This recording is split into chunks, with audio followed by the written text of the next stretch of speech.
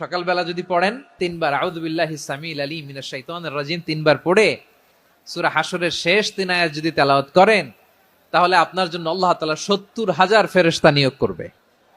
সারা দিন তারা আপনার জন্য মাগফিরাতের দোয়া করবে। আর ওই দিন ইন্তেকাল করলে আল্লাহ তাআলা শহীদ হিসেবে আপনাকে কিয়ামতের দিন দাঁড় করাবে। আবার সন্ধ্যাবেলায় যদি পড়েন, সারা রাতের জন্য 70,000 ফেরেশতা মাগফিরাতের দোয়া করবে। ওই রাতে মারা গেলে শাহাদাতের মৃত্যু নসিব হয়ে যাবে।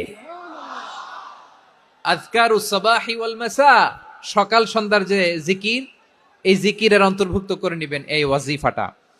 যে হাদিসটা বর্ণনা করলাম সুনানে তিরমিজির হাদিস, যদিও হাদিসটা সনদের দিক থেকে দাঈফ, কিন্তু মুহাদ্দিসিন একরাম বলেছেন যেহেতু এটা ফাজাইলুল আমালের হাদিস, এটা পড়ার ক্ষেত্রে কোনো নিষেধাজ্ঞা নাই, এটা পড়া যাবে। সো সকাল সন্ধ্যা যদি সুযোগ হয় এই ওয়াজিফাটা যেন আমরা পড়ি।